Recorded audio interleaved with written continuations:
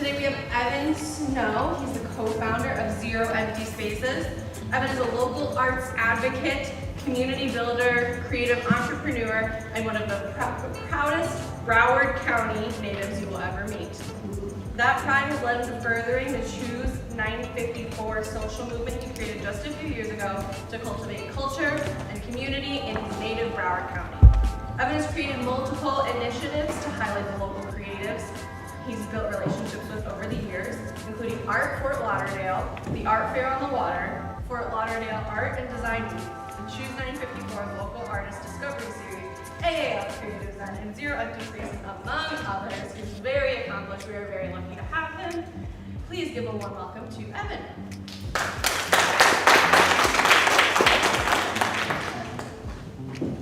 Thank you guys for being here, and thank you guys for having us. I like to keep these fun, interactive, and engaging. I'll ask some questions. There is no wrong answer to any of these questions. First question is, how many of you guys know where Broward County is? Okay, it's where Fort Lauderdale is. Fort Lauderdale, most people know. How many of you guys have ever heard of an area called Wynwood in Miami? Street art capital of the world, largest outdoor public art museum. How many of you guys have ever heard of this thing called Art Basel? Largest art fair in the world, draws 1 million people to Miami the first week of December every year, creates $1 billion economic impact for 1 week of art. So this is happening in our backyard, about 30 minutes down the road from us, and the area that I live in Broward County, which is just to the north of Miami and just south of Palm Beach, has kind of always been the stepchild or in the shadows of these other communities. And a few years ago, I found myself getting involved in the arts. I started going to Wynwood, I started going to Art Basel. It had a profound impact on me. It took me from being a regular Johnny 9-to-5 recruiter to find a higher calling that I had buried inside of me to become a community builder, creative entrepreneur. And I enjoy sharing this story because if I was just a regular guy that was able to make a couple choices to support the local artists and creatives that I was forming relationships with, I'd like to think anybody can start initiatives like this, placemaking initiatives. I want to give you guys some context, though, as to who we are. At first and foremost, we are arts advocates. Arts had a profound impact on my life and my business partner's life, starting various platforms that we're going to let you know a little bit about that have been very rewarding and fulfilling for me personally and professionally. We initially started with a local artist discovery series where a restaurant on our downtown Las Olas, which is kind of like our main street, asked us to bring in artists every Wednesday night during their ladies' night, which was one of the slower nights, to live paint, to pop up and also display work, but interact, have it be kind of like an activation and an engagement. Obviously, you can see families and kids getting involved. This was one of my favorite placemaking platforms that we created because this platform served as the first exhibition opportunity for dozens of artists. And it, being on a main street, being on a high commerce area, also this was a relatively upscale restaurant, really helped catapult a lot of artists' careers as I was in my early stages of arts advocacy and community building, establishing relationships with artists. We provided the canvas, we provided them a food tab, we provided marketing and support, and then there was a lot of traffic and foot traffic that was going through the main street, even on a Wednesday night. So that was that. And then, as I mentioned, we're in Fort Lauderdale, and this behemoth called Art Basel is literally right down the street from us, but the community that I lived in, not my term, was considered a cultural wasteland, and that was the term that county executives and leadership was using. We wanted to put Fort Lauderdale and my home community on the map, on the art world map, as an international destination to view and interact with art. And since we were so far behind this Art Basel thing in Miami and so far behind Palm Beach, we thought to ourselves, we need to do something unique to help put us on the map. So instead of doing what everybody else would do for a signature art event in a tent, a convention center, or a hotel, we thought about what are the unique elements that we have in Fort Lauderdale that could help that we could leverage to differentiate us from what everybody else does with these traditional art fair models. So we have beautiful homes off what's known as the Los Olas Intercoastal Waterways, the Venice of the Americas. We have a water taxi system that moves people throughout this Venice of the Americas. And we have a really unique backdrop to put art in a setting where it ultimately lives, in a home. So we came up with the first art fair in the world to take place inside of mansions that are for sale, make it only accessible via boat, partnering with realtors and brokers, so on and so forth. That created not only the most glorified open house showcase imaginable, but a very unique opportunity. This was also primarily for independent artists, not represented by a gallery. We kept the barrier to entry and the cost very affordable because that Art Basel fairs that I was mentioning and alluding to, the barrier to entry is so high, it's thousands of dollars. Generally, only artists that are represented by galleries are able to get into these art fairs. So we keep it super affordable. And this was our first foray into a signature annual art event. We were doing this for 4 years up until COVID. The last one we did was in January 2020. But as evidenced by, this was on something called PBS Art Loft. We succeeded in our mission of putting Fort Lauderdale on the art world map as an international destination to view and interact with art, as evidenced by the press that we received, NPR, CNN Travel, Thrillist, and a lot of travel sites and everything else in between. So this was a great arts advocacy initiative to give our artists the platform to be discovered, showcased, collected, and shown, because if our artists locally don't have those opportunities, then we found they're going to have to leave to go other places to pursue their craft, their passion, their creative outlet, or their profession, whatever it may be for them. And art could be many different things for many different people. So I don't know why this thing doesn't want to cooperate, but I might just say forget it. So we're doing this for 4 years. This also led to Miami Art Basel, just quick context, is one art fair in the Miami Beach Convention Center on South Beach. There is a whole slew of hundreds of satellite events that contribute to that billion-dollar economic impact that take place that first week of December that now is considered Miami Art Week.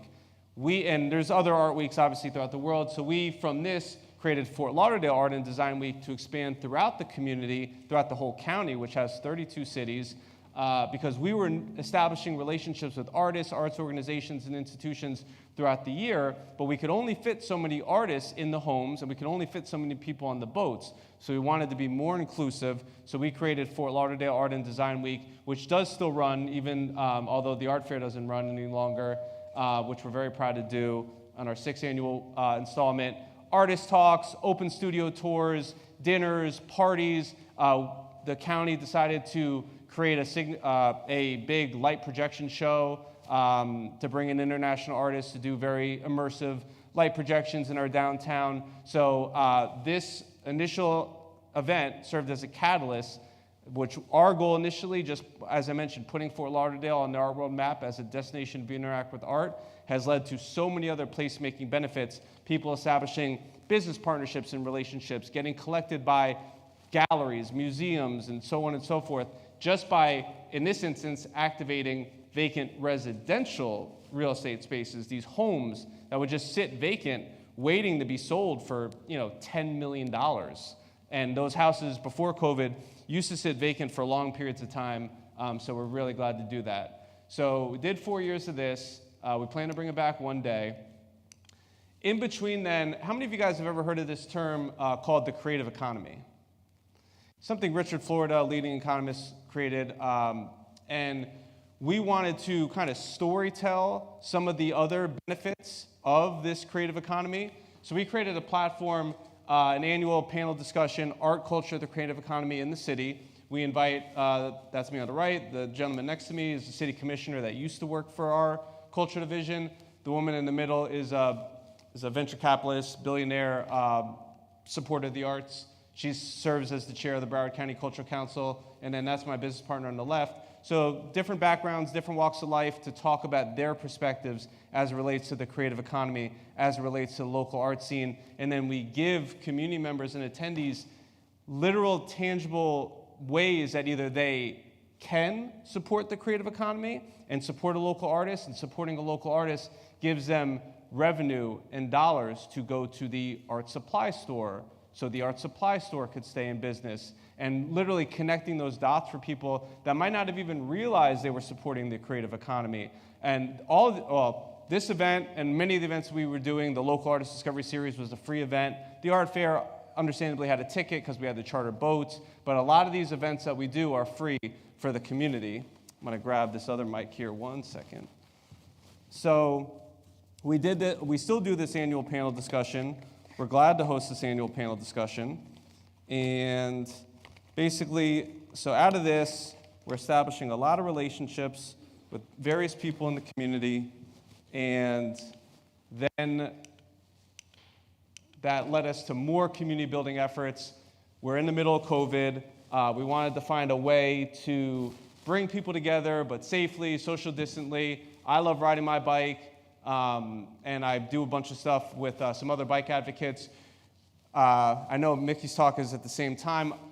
Through this Choose 954 social movement we created a 954 day, September 5th at 4 p.m., which we thought would be a great time to do a community-driven bike ride where I could take people through different neighborhoods, communities, show them some of the murals, and bring people together safely and social distantly during COVID. We also created a few other support local initiatives, $9.54 business offerings for local restaurants to make a $15 burger or whatever meal available for $9.54 to encourage people to support local businesses, take people to places throughout the community that maybe they wouldn't have gone to previously, talk about the murals, talk about the public art, get great drone shots and all those things.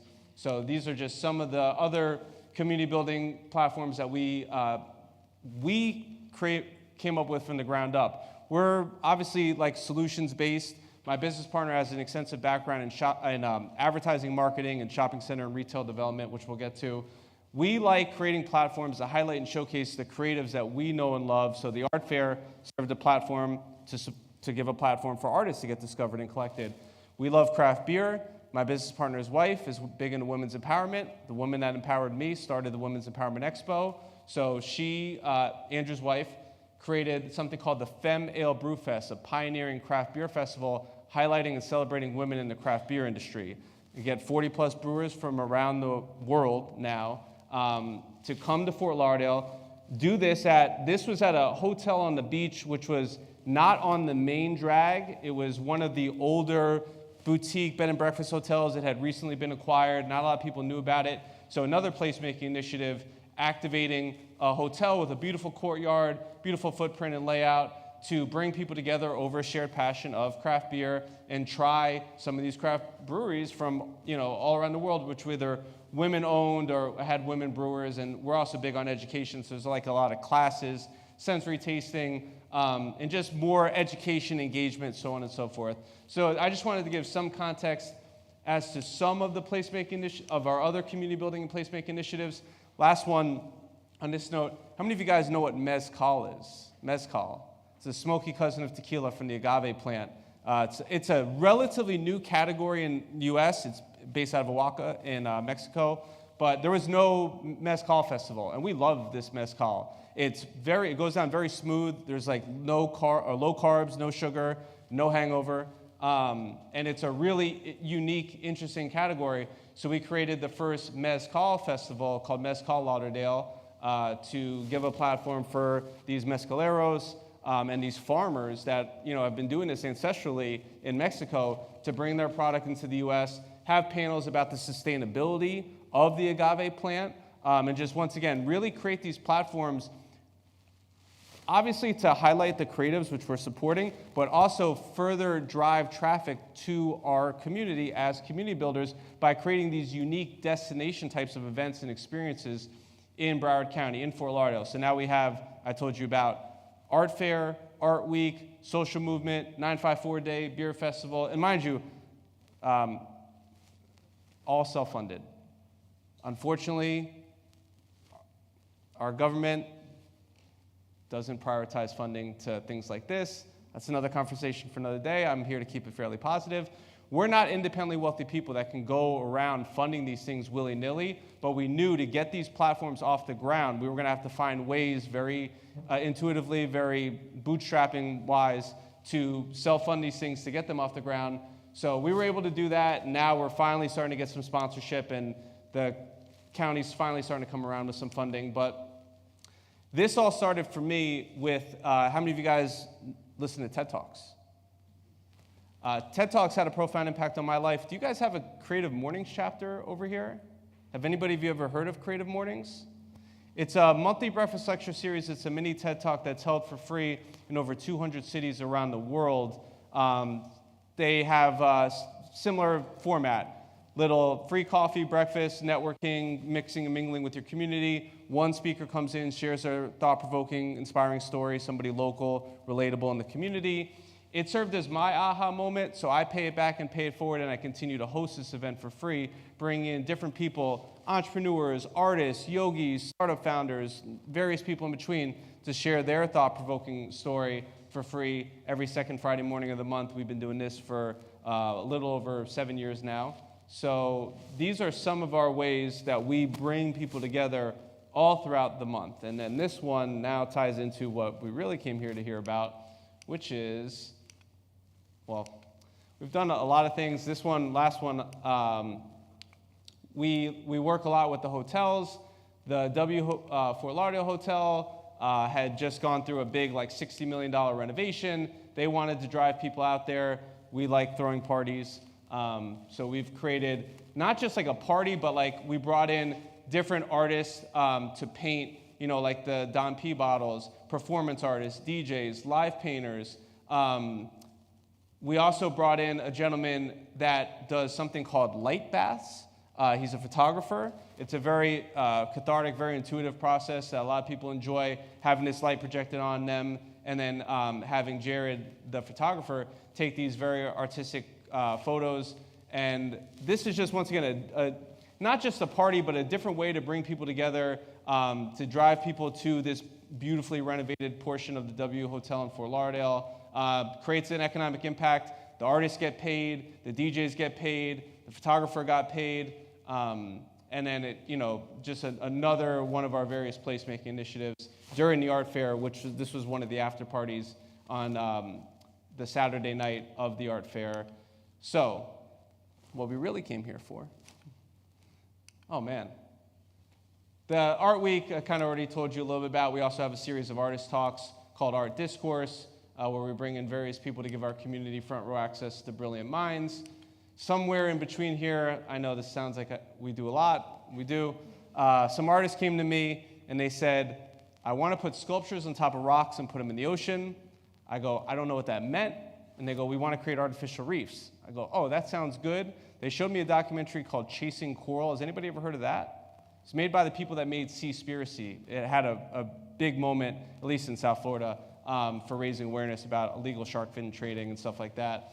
But these artists wanted to make these sculptures in the form of mermaids and make 1,000 of them. 10 seemed too achievable. 100 was something we could attain. 1,000 was kind of like an infinite number. The corals are dying. We like to use art as a problem solver, so we created this platform and this nonprofit called the 1,000 Mermaids Artificial Reef Project, which led to the Ocean Rescue Alliance, which has led to dozens of innovations in coral restoration, ocean conservation, and outplanting, using the power of art and sculpture to raise awareness, to draw people in to these issues that are unfortunately are out of sight, out of sight, out of mind for so many people. And then we generally integrate, we would do body casting of local people in the community to create the mermaid sculptures, so there's that artistic sculptural element to it. So yes, I do find time to sleep. Thank you for your concern. But in between doing that, we came up with an initiative because commercial real estate developers, property managers, and brokers were now coming to us saying, hey, can you do art in our space? Oh yeah, by the way, we're not going to pay you for it. So my business partner had a background in shopping center and retail development. He works for Westfield Corporation, one of the largest mall companies in the world. He developed the first commission-free art gallery in a mall in an underutilized vacant portion of the food court. So we were leaving a meeting one day. We saw all these for lease signs. That day, a news article came out on NPR that said Broward County, my home county, where I'm born and raised from, is one of the least affordable counties for housing. We turned to each other and said, what if we can make this one of the most affordable places for artists to create in? What if we can even make this a destination for artists to want to come to create, not Miami? Because Miami, and I like to make this point, especially for people that know and care about the arts, the very few art residencies in Miami are heavily juried. You have to have an MFA. You have to know somebody. You have to be in the Cool Kids Club, regardless of how talented you are, regardless of the quality of your work. We pride ourselves on being inclusionary and pairing emerging, mid-career, and established artists together in environments like the art fair, and then in environments into these artistic spaces, because we've come to find if artists don't have space to create and collaborate outside their homes, once again, they're going to have to leave to go other places to pursue their craft, their passion, their creative outlet or profession. You should be able to be an artist in a place like Lansing. You shouldn't have to go to Detroit or Chicago or another big city. So this was one of them that we did in a mall on the Simon property. You can see, obviously, the transformation there. So we create these affordable working artist studios and vacant storefronts around the country where artists can create and collaborate at an affordable price, have the ability to be discovered, and sell their work at their studio. We don't take any commission, all with the goal of expanding the appreciation of various genres of visual art and helping to create a thriving cultural community in various cities across the world. Since we've opened this, well, when we opened this, so this was our first space. This was actually on that downtown Main Street, Las Olas Boulevard, which at the time was struggling with high price of commercial real estate rents. It was $86 a square foot, and there was about 19 vacancies. Every third door was closed. So we came up with this idea. We reached out to the mayor, who's a supporter of the arts, one of the first openly gay mayors of a major city in the country. He said, "Hey, Dean, what do you think about this?" He goes, "Why don't you reach out to Mike Weymouth, the owner of Las Olas?" We always heard this guy was a tough cookie. It took him 3 minutes. He gave us a space. This space was vacant for 3 years. We go in there. We have one of the widest attended grand opening receptions of anything on Las Olas and in Fort Lauderdale because of the novelty of it, because of the uniqueness of it. If we were just doing a gallery opening, sure, some arts supporters and maybe collectors might have come out, but because these were local artists creating and having their studio on Main Street, there was a very unique novelty to it. The press has been very complimentary and generous to the concept. It's covered by NPR, PBS, so on and so forth. And we had about 1,000 people at this first event. This has since led to 30 formerly vacant spaces having been activated now over the last 4 years. We're in 3 states, 9 counties. We've supported over 500 artists throughout the process. It's changed hundreds of artists' lives, thousands of times over. I never would have imagined when I set out with my cell phone and a hashtag, that Choose954, that I would be putting artists in former Burberry stores in the first and only art studio in the world located next to a Louis Vuitton, where somebody is walking out, spending thousands of dollars and saying, "What's this art studio right here?" And that's why I like sharing, these stories and like the connected threads and tissues with you guys, because I was not into art 7 years ago. I was a regular Johnny 9-to-5 recruiter, sitting at a desk, listening to some TED Talks, getting some inspiration, going to a place called Wynwood, seeing the power of art to transform a former industrial warehouse community, a very rundown area of Miami, that now literally the artists unfortunately can't afford to be there. You might, if you haven't heard already, of something called the Wynwood effect. That area was the one that unfortunately is the model that people look to as a bad example of gentrification. But in all reality, and they don't talk about this in the press, the artists weren't living in the warehouses. It was an industrial area. But basically, the values increase, and now those formerly vacant warehouses sell for $100 million to become condos. Another story for another day. But, obviously the people that we've worked with are very happy and, proud of the initiative and glad to support us. So that was Mike Weymouth that owned Las Olas Company, Main Street, Fort Lauderdale.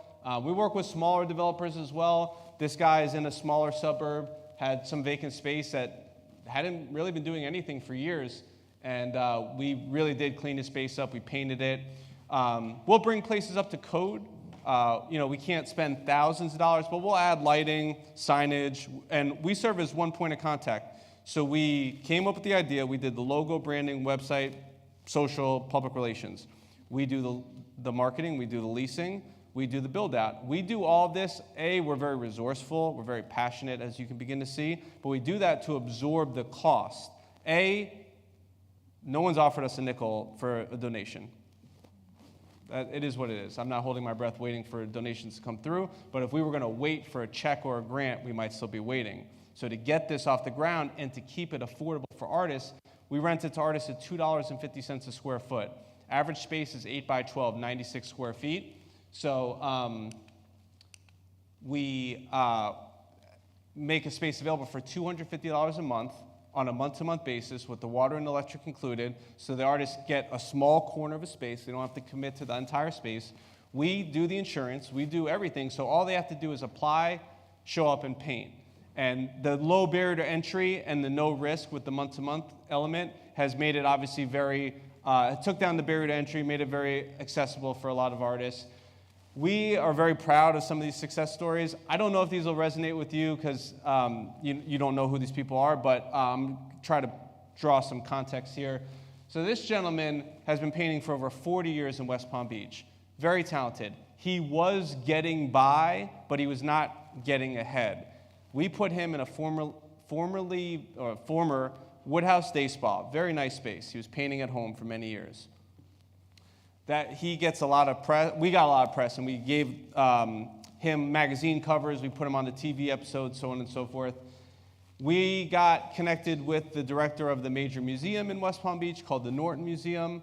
They came toward the studio, and we are very proud that this very deserving African-American artist from the historical African-American community in a very white area of West Palm Beach, Florida, which is, as some of you guys might know, where Mar-a-Lago is.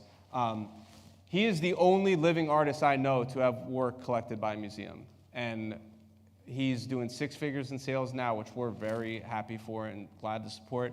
We put him on a cover of a magazine in July of 2020, in Palm Beach Magazine. He got a call a week ago. Somebody goes, "Oh, I picked up this magazine in the doctor's office on the coffee table. I want to buy some of your work." That could have happened if he was still painting at home. But because he got in the space, because the novelty and the uniqueness of the space and the innovation and the concept, because the press likes those innovative concepts, and because he got that opportunity, even if he sold nothing else ever again, that's a win for us. So we're super happy. His name's super proud, happy to support him. His name's Anthony Burks.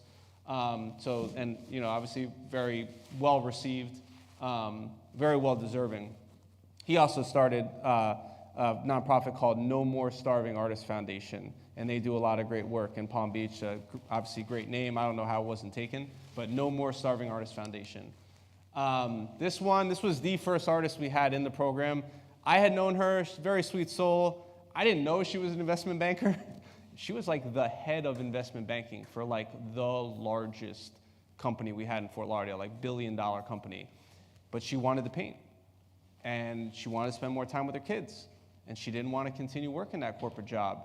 And she comes into space, we put her on NPR, she's now painting, her mediums have changed, she's painting shoes for NBA players and has a waiting list and is doing what she loves, given the opportunity, which is just fills my soul. This is what gives me my oxygen.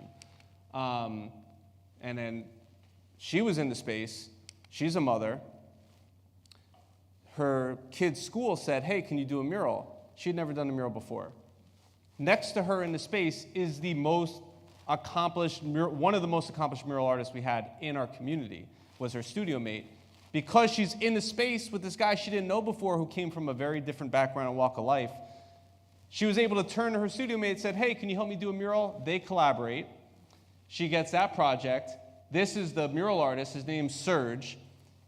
Is a very established, very accomplished graffiti artist turned mural artist, right? Never had a studio, never had a public studio.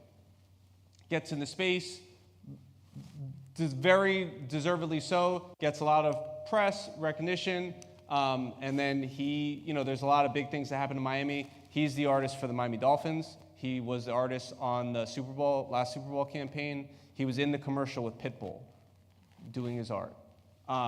This was F1, which was a big Formula One race that recently happened in Miami. He designed a car.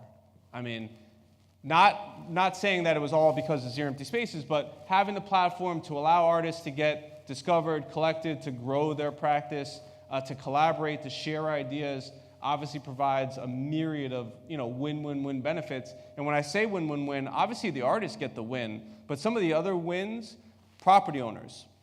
Nobody likes that dead corner of the mall. Nobody wants to rent that dead part of the shopping center.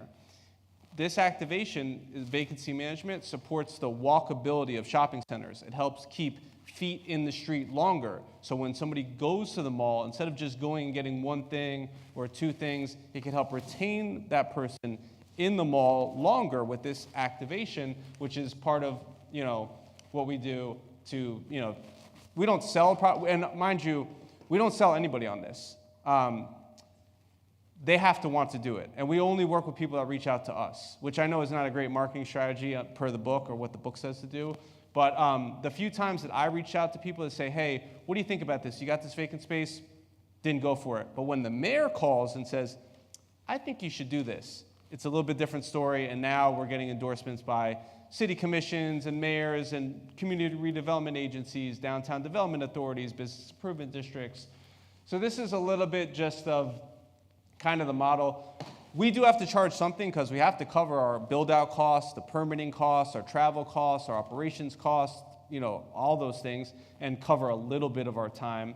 We're not doing this to get rich. We're not doing this to get ahead. But also, if in all reality, and I think some of you guys know this, if the artist didn't pay anything, they might not be as motivated to go into the space. We guarantee the property owners that we're going to keep the space open and active daily as part of the activation, as part of the value. So we activate them, and because it's studio spaces, property owners feel, and they are, like giving back. They're doing something good with what really is one of the most valuable assets in the world, commercial real estate.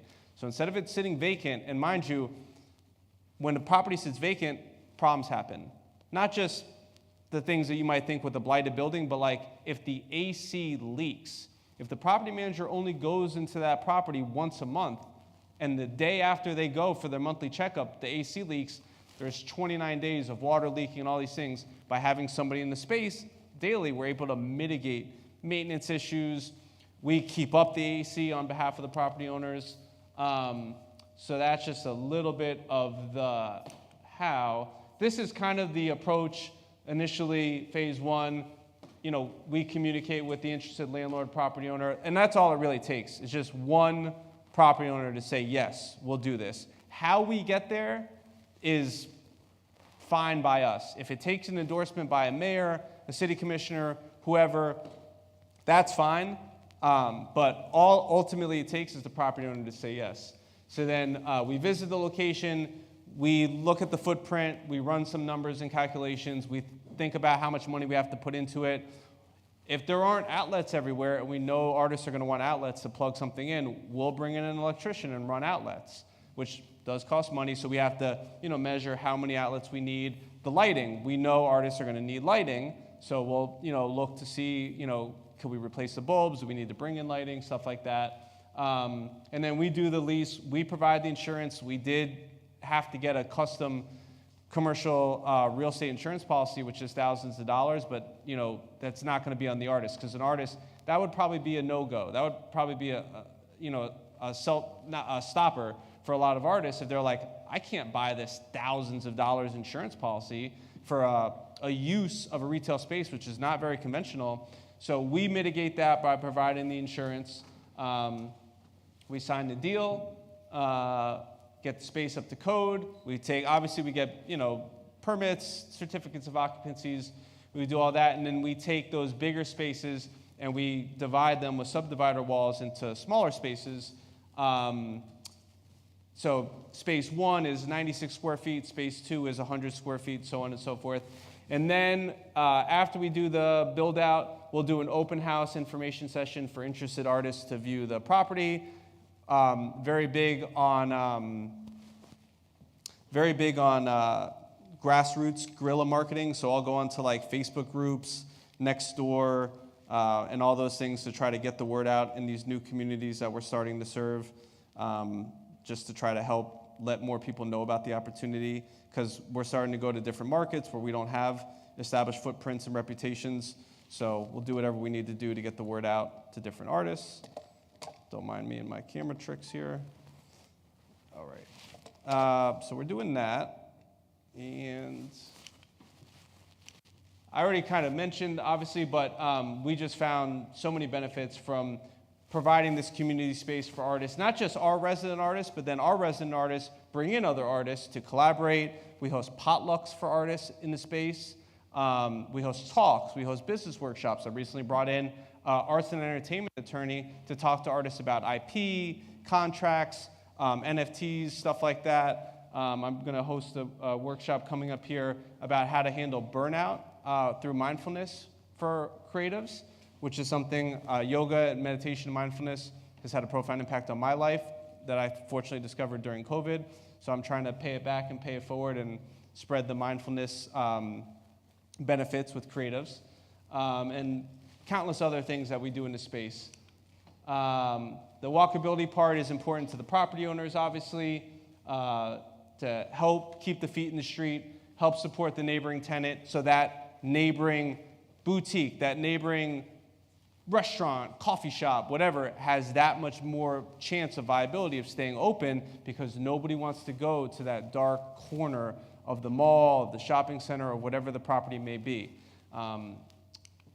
And then it also helps the properties, so we do this in a current model, in our current iteration.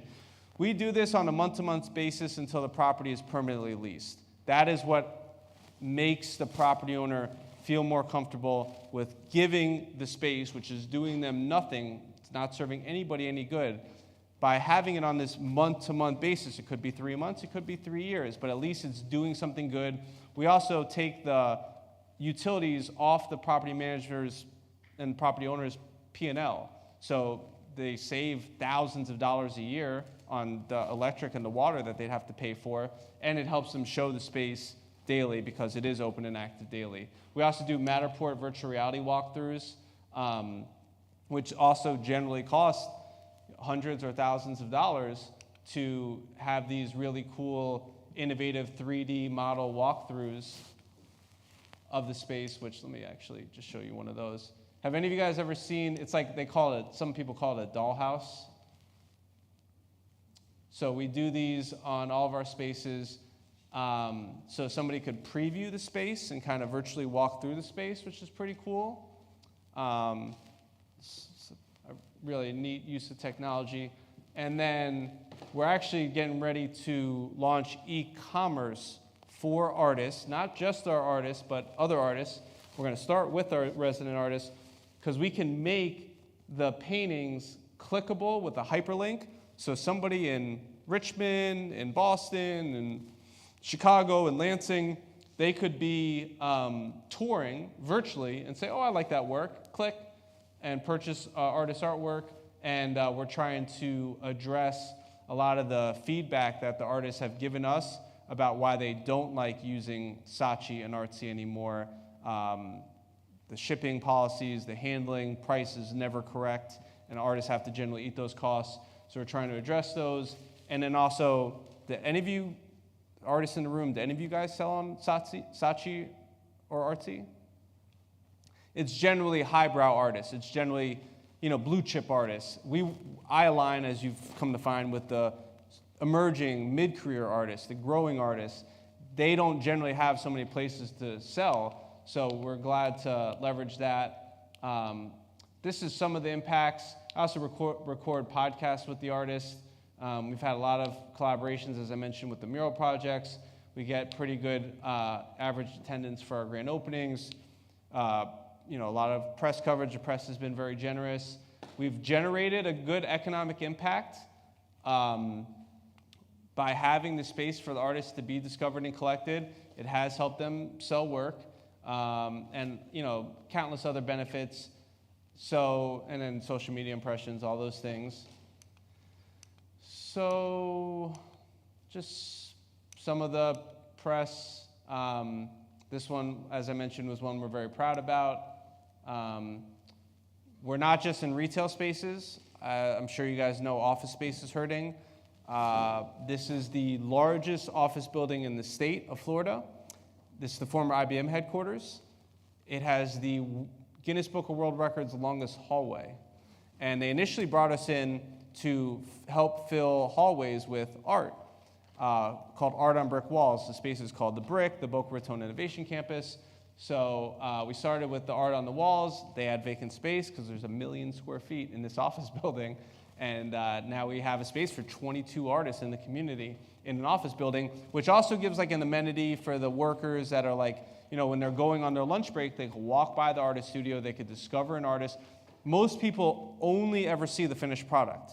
They don't get to see the process because generally artist studios are in homes or industrial warehouse areas, and many people never stumble into an artist studio. So it's cool to put them in different environments, different places. And, you know, just WLRN, which is our local NPR affiliate, has been very generous to the concept. They've covered it on an ongoing annual basis, and we're glad to share during COVID that we were continually growing.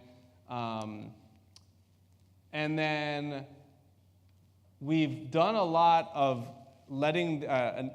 empowering, enabling, supporting the spaces to serve as venues for nonprofits. And certain locations have used them for certain uses, and other locations have used them for other uses. So our Palm Beach Gardens location, they've partnered with nonprofits. I was mentioning earlier, Palm Beach Symphony wanted to do a fundraiser. Palm Beach Symphony had a lot of discarded instruments that couldn't be played any longer.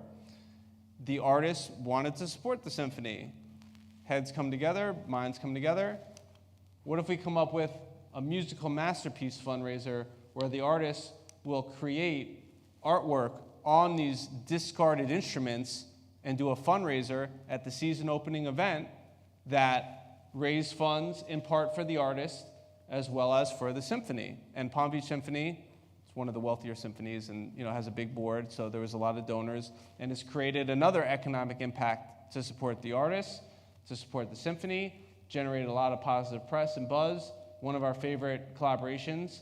Some of our venues, some of our locations also serve as venues just for like chambers of commerce and nonprofits to have meetups and fundraising events to bring people into a different space instead of going to the traditional, you know, conference room or whatever type of space that they would use. It's obviously more engaging and interactive to put them in an artistic space where there is artwork all around, thankfully. And once again, this, I know you guys might not be familiar with this area, but this shopping center is less than 50% leased.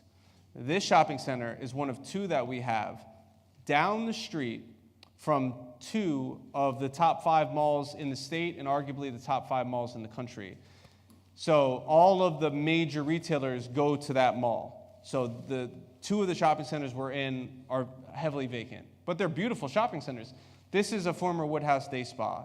The other location and the other shopping center is next to Williams-Sonoma. So they're not like bad, you know, shopping centers. They're just struggling with leasing activity. So at the surface level, you might say, nobody wants to be in Legacy Place. This place has a waiting list years long because it is a coveted opportunity because the artists have gotten opportunity to participate in fundraisers like this. They do a lot of events, open studios, featured artist exhibits of the month in the lobby, so on and so forth. And I don't know how this happens. I'm not on the sales side of things. I'm on the arts advocacy supporting side of things.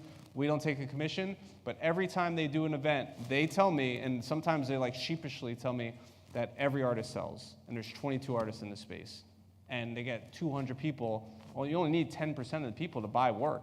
So these are just some of the models, some of the formulas, some of the takeaways that can be applicable anywhere, because now we've opened in Richmond, Virginia. We've opened in Natick, Massachusetts, which is a suburb of Boston, and we're excited to grow. And then the last thing, have any of you guys ever heard of art leasing? It's not really a thing. We're making it a thing. You know, people don't want to spend money to purchase artwork outright. Fine. How about we give you a fractional share model?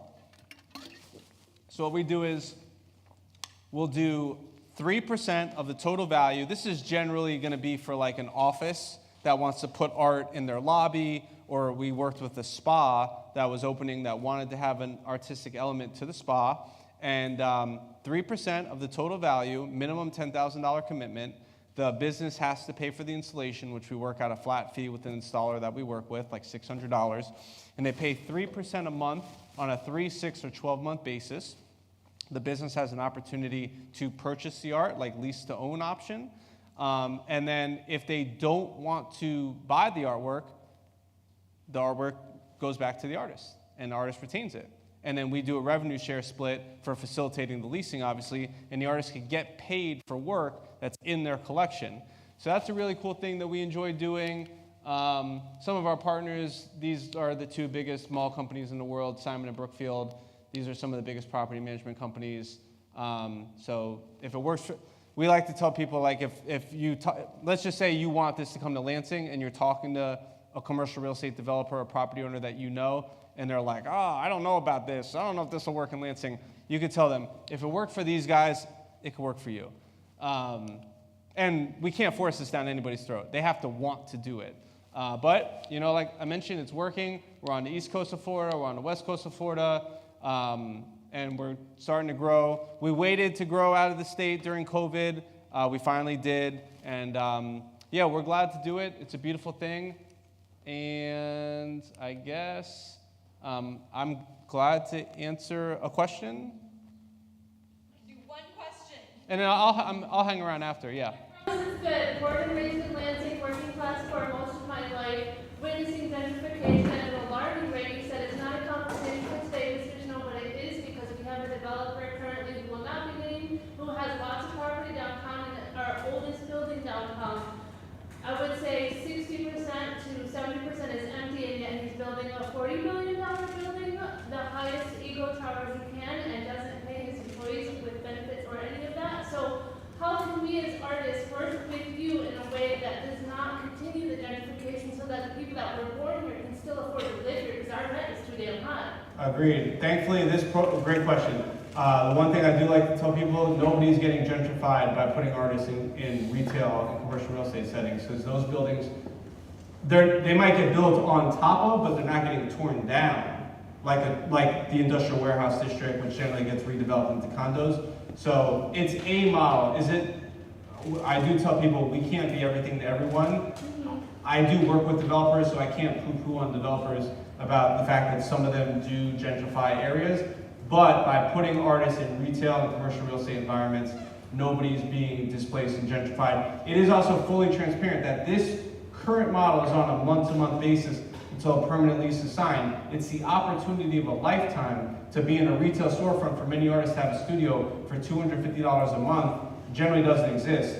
I was very encouraged by a conversation I had with the pastor about stage 1, and I'm encouraged and hopeful that we will get permanent space donated to us to make available as permanent space to the community, similar to the Torpedo Factory in Virginia, or some of the other models in some other communities that have proven to be beneficial and impactful to support the arts. But I wish I had a better answer for you, but No, that was great. Thank you. Yeah.